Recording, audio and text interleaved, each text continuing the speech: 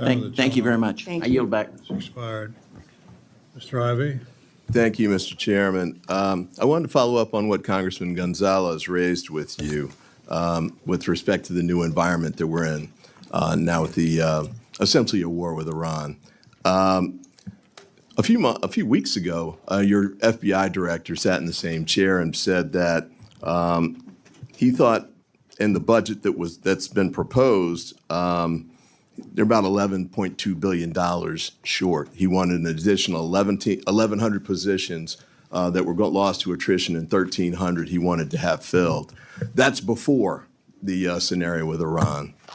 This exchange between Congressman Glenn Ivey and Attorney General Pam Bondi is exactly the kind of moment that tells you where Washington's priorities really are right now.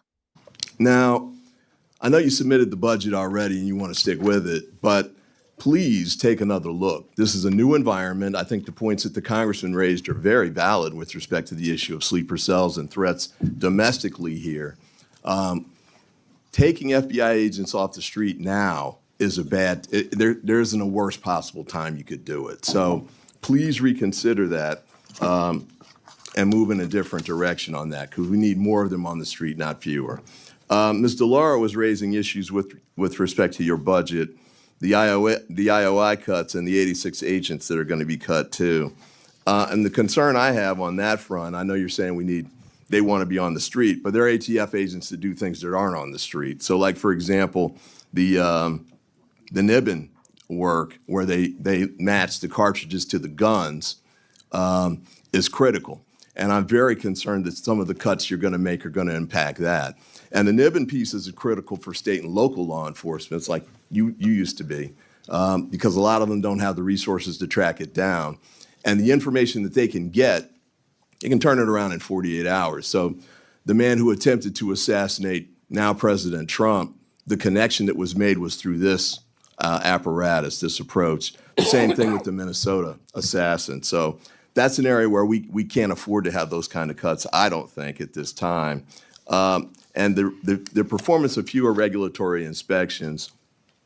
I had gun dealers in my district who needed those inspections to take place. And important findings have been made, certainly with respect to tracking crime guns and cracking down on gun dealers who are working illicitly. I'm not saying they all do. I mean, many of them operate in the right way, but the only way to track it down is through inspections that have to be aggressive. And by the way, even under the current regime or the previous regime, I think some of them didn't get inspections for maybe every 10 years or so. So it wasn't like it's a constant harassment piece. But I've got some folks here in the corner of the hearing room who are from my district, Moms Demand Action, DMV Mothers Like Me, Women's Missionary Society. I met with them a few weeks ago, and the concern was the issue of gun violence on our streets and the desire to make sure that the federal presence continues to push hard to make sure we close those cases.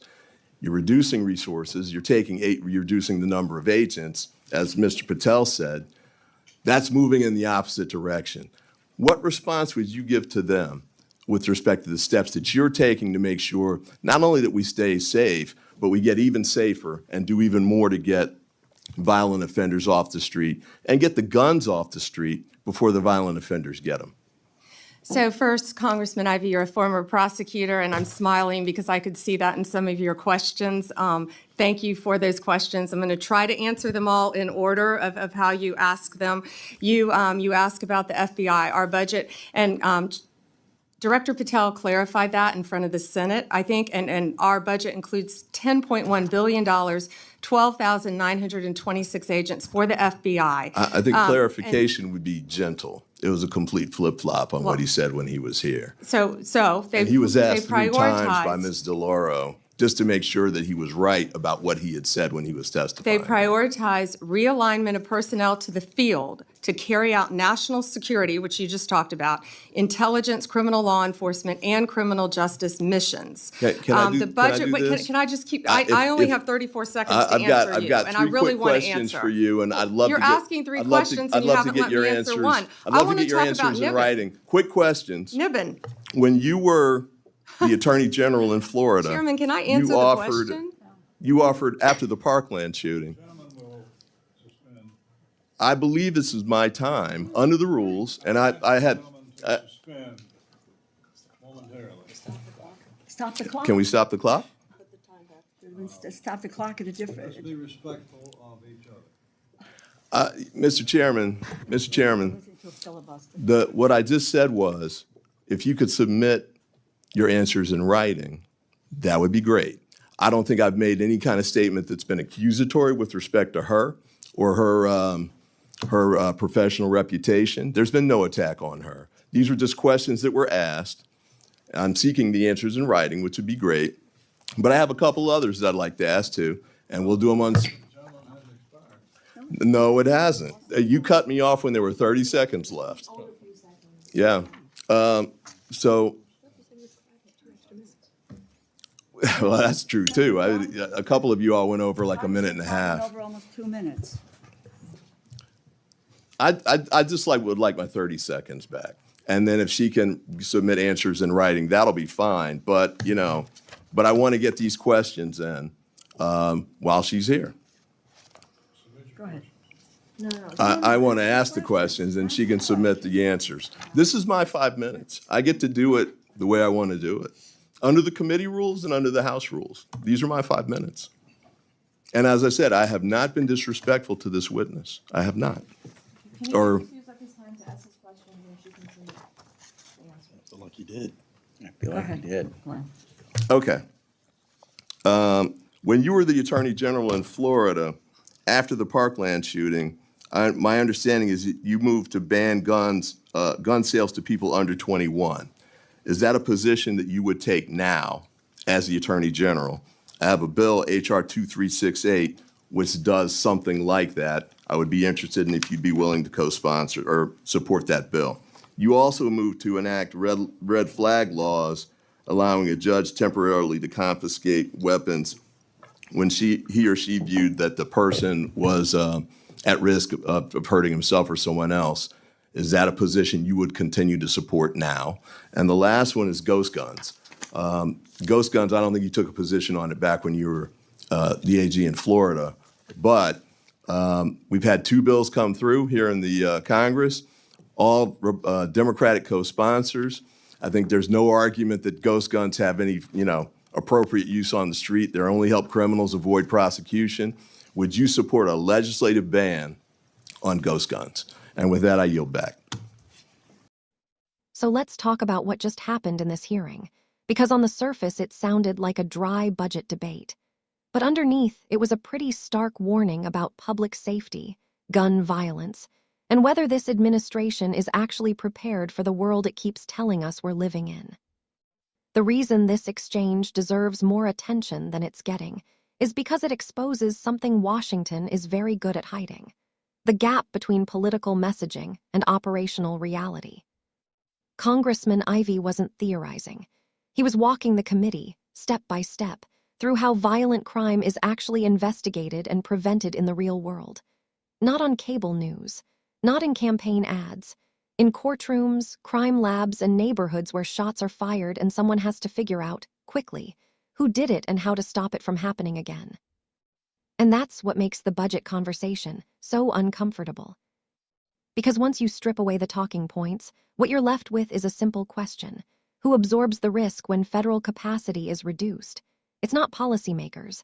It's not cabinet officials. It's local departments already stretched thin.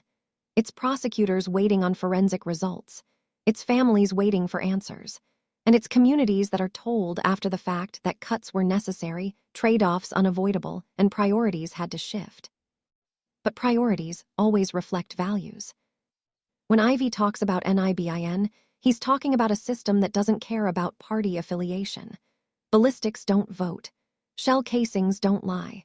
That technology quietly solves crimes that would otherwise go cold. It links shootings across state lines. It exposes trafficking networks. It takes guns away from people who have already demonstrated they shouldn't have them. So when those resources are threatened, the consequences aren't abstract. They're measurable. Fewer links made, fewer cases solved, more violent offenders staying on the street longer. And the same goes for inspections. There's a reason illicit gun dealers fear inspections. It's because inspections work. They create paper trails. They uncover patterns. They turn isolated incidents into prosecutable cases. And without them, enforcement becomes reactive instead of preventative, waiting until blood has already been spilled. What's especially telling is who Congressman Ivey chose to reference sitting behind him. Moms demand action. Faith groups. Community advocates. These are the people who show up after hearings end, after cameras are off, after politicians move on. They're the ones attending vigils, organizing fundraisers for victims, and begging officials not to forget them once the news cycle shifts. And what they heard in this exchange wasn't reassurance. They heard a defense of numbers. They heard procedural explanations. They heard time constraints and interruptions. What they didn't hear was urgency equal to the stakes being described. That matters, because urgency is what saves lives. And then there's the broader political context that can't be ignored. This administration frames itself as uncompromising on crime and security. But uncompromising rhetoric without uncompromising investment is just branding. If anything, it risks making communities less safe by giving the illusion of strength while quietly hollowing out the infrastructure that actually delivers results. Ivey's frustration, cut off mid-question, answers deferred to writing, clocks run out, isn't just personal. It reflects a deeper problem with how accountability works in moments like this. Oversight only functions if answers are given in real time, under scrutiny, with clarity. When that breaks down, so does public trust. And here's the uncomfortable truth. You don't get to gamble with public safety and then blame chaos when it shows up. If we are serious about reducing gun violence, we have to be serious about the boring, technical, unglamorous work that does it. Labs, databases, agents, inspections, coordination. None of it trends on social media. All of it saves lives. This exchange didn't end with resolution, but it did end with a record. A record of warnings given. A record of concerns raised. A record that will matter later when the consequences of these decisions become impossible to ignore. Because when the next shooting happens, or the next trafficking ring slips through the cracks, or the next investigation stalls, the question won't be, who could have known? The question will be, why didn't they listen? And that's why this moment matters, not just as a clip, not just as a hearing, but as a reminder that public safety isn't about slogans. It's about choices, and those choices always come due. If you're still here, drop a comment and let me know what you think. Should federal law enforcement be expanding capacity right now, or is this administration taking risks it doesn't have to live with? Hit like, subscribe for more deep dives like this, and I'll see you in the next one.